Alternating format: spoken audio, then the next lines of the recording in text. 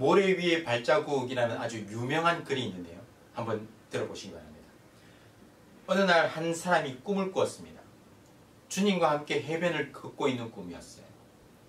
하늘 저편에 인생의 중요한 장면들이 펼쳐졌습니다. 한 장면씩 지나갈 때마다 그는 모래 위에 난 두 쌍의 발자국을 보았는데 하나는 그의 것이었고 또 다른 하나는 주님의 것이었어요.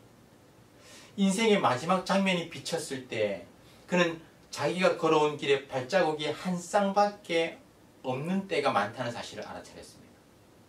그때가 바로 그의 인생에서는 가장 어렵고 힘든 시기였어요. 그것이 마음에 걸려서 그는 주님께 물었습니다. 주님, 제가 주님을 따르기로 결심했을 때 항상 저와 동행하겠다 약속하셨습니다. 그런데 지금 보니 제 삶의 가장 어려운 시기에는 한 쌍의 발자국밖에 없었습니다. 제가 주님을 가장 필요로 했던 시기에 왜 주님께서 저를 버리셨습니까? 그러자 주님께서 이렇게 대답하셨습니다. 나의 소중하고 소중한 아들아, 나는 너를 사랑하기 때문에 결코 너를 버리지 않는단다. 내 시련과 고난의 시절에 한 쌍의 발자국만 보이는 것은 내가 너를 업고 간 때이기 때문이다. 이 이야기는 언제 들어도 마음에 감동이 있죠. 하나님은 결코 우리를 버리지 않으십니다. 우리가 하나님께 등을 돌릴 뿐 하나님은 항상 그 자리에서 내가 여기 있다 말씀하시는 거예요. 오늘 본문에서도 하나님은 이스라엘 백성에게 말씀하십니다. 내가 여기 있다. 앞에서 이사야 선지자가 무엇이라 부르짖었는지 기억하십니까? 64장 7절을 보면 주께서 우리에게 얼굴을 숨기셨습니다. 그래서 주의 이름을 부르는 자가 없습니다. 우리가 망하게 되었습니다. 이거였어요. 이 부르짖음에 대한 답변이 오늘 본문 1절에서 주어집니다. 나는 나를 구하지 아니하던 자에게 물음을 받았으며 나를 찾지 아니하던 자에게 찾아냄이 되었으며 내 이름을 부르지 아니하던 나라에 내가 여기 있노라 내가 여기 있노라 하였노라.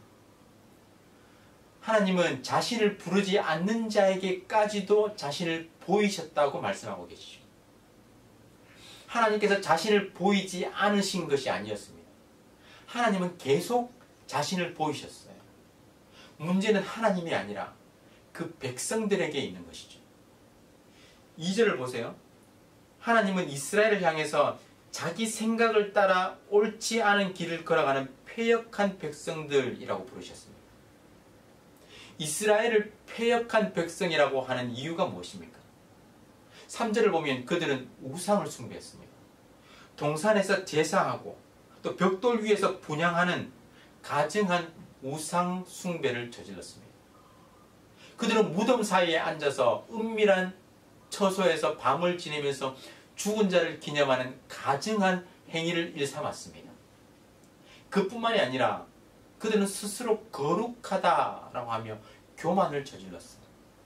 이에 대한 하나님의 반응이 무엇입니까?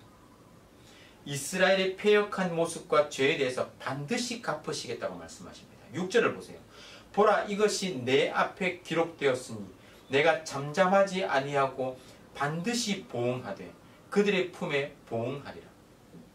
심지어 그들의 죄악과 그들의 조상들의 죄악들까지 기억하시며 보응하겠다 말씀하셨습니다. 그들은 실로 범죄하고 타락하여 패역한 길을 걸었던 것이죠. 이스라엘의 근본적인 문제가 무엇이었을까요? 그들은 하나님의 법이 아닌 자신의 법을 따랐습니다. 하나님의 말씀에 순종하는 것이 아니라 자신이 보기에 좋다고 생각하는 것을 택하면서 그것으로 자신을 정당화했어요. 그리고 그것으로 하나님을 조종하려 했습니다. 쉽게 예를 들면 내가 이렇게 했으니까 하나님 이렇게 해주십시오. 내가 이런 행위들을 했으니 마땅히 하나님께서 이것으로 채워주십시오. 하나님을 조종하는 것이죠. 이교도들의 제사 방법이었습니다. 이교도들은 이 땅에서 자신의 행위를 통해서 신들을 움직일 수 있다라고 생각했습니다. 자신의 마음과 태도가 아니라 그 행위를 통해서 신들을 자신의 그 입맛에 따라서 조종할 수 있다고 생각했던 것이죠. 이스라엘도 마찬가지였습니다. 예배의 태도와 자세가 아니라 자신의 생각과 판단에 따라 행동하고 그것으로 하나님 이 정도면 됐죠 생각했던 것이죠. 하지만 하나님은 마음이 없는 행위에 대해서는 분노하십니다. 마음을 담지 않은 제사를 기뻐하시지 않는 거예요. 거룩한 채 하는 그 이스라엘 백성들에게 하나님은 반드시 보응하겠다 말씀하신 것입니다. 하나님은 마지막 때에 반드시 구분하십니다. 지난주일 믿음에 마땅한 증거인 그 선한 행위로 양과 염소를 구분하신 말씀을 보았죠. 마찬가지로 하나님은 구분하시는 거예요. 하나님의 백성은 복을 받을 것이고 반역한 자들은 저주를 받을 것입니다. 8절을 보면 하나님의 심판 속에서 이스라엘의 남은 자들이 언급되는데요.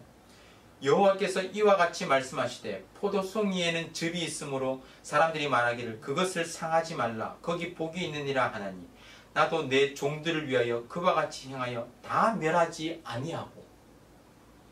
하나님은 자신의 백성들을 포도즙을 내는 좋은 포도송이에 비유하고 있습니다. 그들은 하나님의 심판 가운데 남은 자가 되어서 하나님이 주시는 땅에서 거룩한 씨가 되는 것입니다.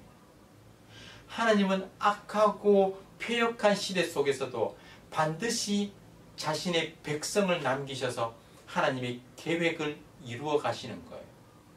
저와 여러분이, 우리의 자녀, 우리의 다음 세대가 이 땅에 남은 자, 거룩한 씨가 되기를 간절히 소원합니다. 우리를 통해서 하나님의 역사를 이루어 가시는 거예요. 반면에 하나님을 거역한 자들은 어떻게 됩니까? 12절에서 분명히 나오죠. 내가 너희를 칼에 붙일 것인즉 다 풀이고 죽임을 당하리니 이는 내가 불러도 너희가 대답하지 아니하며 내가 말하여도 듣지 아니하고 나의 눈에 악을 행하였으며 내가 즐겨하지 아니하는 일을 택하였습니다.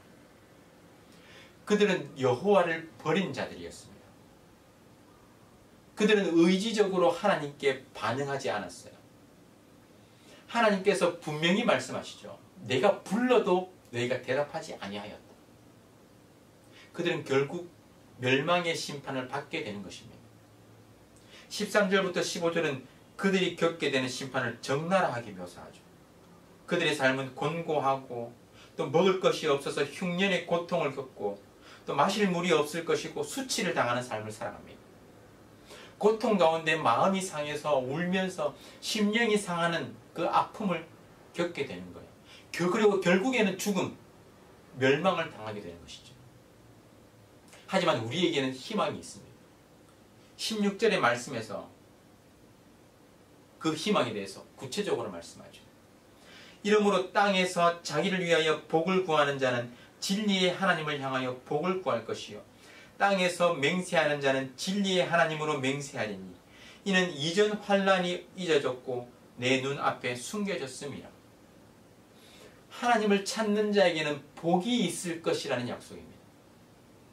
우상에게 제물을 바치고 절하면서 하나님을 찾는 그런 자가 아니라 진리의 하나님을 전심으로 찾는 자에게 하나님께서 복을 주시겠다는 것입니다. 하나님은 지난날의 괴로운 일들을 다시 기억하지 않으실 것입니다. 지나간 과거를 다시 생각하지 않으시고 복을 베푸시는 것입니다. 여러분은 이 땅을 어떻게 살아가기를 원하십니까? 하나님을 전적으로 의지하며 하나님과 동행하는 삶을 살아가시기를 원합니다. 우리의 인생을 되돌아보면 힘든 순간이 분명히 있죠. 하나님께서 왜 나를 이런 시련과 고통에 처하게 하십니까? 불평하고 원망할 때도 있습니다. 하지만 그때가 오히려 하나님과 더욱 깊은 만남을 경험하는 때라는 사실을 기억하시기 바랍니다. 하나님을 찾고 또 하나님을 의지하며 하나님의 역사를 더욱더 강하게 강력하게 체험할 수 있는 시기이기 때문입니다. 우리의 아버지 되신 하나님께서 우리를 업고 가시는 시기라는 것이죠. 우리가 할 일은 기쁨으로 진실된 마음으로 하나님을 따르는 거예요. 마음이 들어가지 않으면 거짓입니다. 결혼 생활을 유지하면서 그 마음이 배우자가 아니라 다른 이에게 향해 있다면 이는 거짓인 것이죠. 하나님은 여전히 동일한 자리에 서서 우리에게 말씀하십니다. 내가 여기 있다. 네가 힘들고 지칠 때 오히려 내가 너를 업고 있다. 마치 탕자의 아버지와 같이 우리를 반기시며 우리를 끌어안으시는 그 하나님 아버지를 기억하시기를 주님의 이름으로 축원합니다. 그 하나님을 의지하고 마음을 다해 순종하며 전심을 다해 그분과 동행하는 저와 여러분의 복된 삶이 되시기를 주님의 이름으로 축원합니다. 우리 구국 기도문을 함께 읽으며 기도하겠습니다. 마음을 다해서 기도에 동참해 주시기 바랍니다. 다 함께 읽겠습니다. 코로나 사태 속에서도 신실하신 하나님을 더욱 신뢰하게 해 주시옵소서. 이 모든 상황을 믿음으로 버티고 인내하며 회복을 경험케 해 주시옵소서. 코로나 재난으로부터 모든 성도들을 눈동자처럼 지켜 보호해 주시옵소서. 코로나19가 베트남과 대한민국과 세계에서 속히 지나가게 해 주시옵소서. 모든 가족과 함께 마음과 정성을 다해 하나님께 예배드리게 해 주시옵소서. 모든 성도가 경성에서 회개하고 의로운 삶의 열매를 맺게 해 주시옵소서. 교회의 생명사역을 적극 추진할 수 있는 여건을 속히 허락해 주시옵소서. 성도들이 처한 모든 환난과 어려움 가운데 피할 길을 허락해 주시옵소서. 성도들의 생업과 삶의 터전을 지켜주시고 결코 좌절하지 않게 해 주시옵소서. 이 땅에 확산되고 있는 코로나를 막아주시고 완전히 종식시켜 주시옵소서. 존귀하신 예수 그리스도의 이름으로 기도드립니다. 아멘. 오늘 말씀을 기억하며 기도하겠습니다. 하나님은 우리와 함께 하시는 하나님이십니다.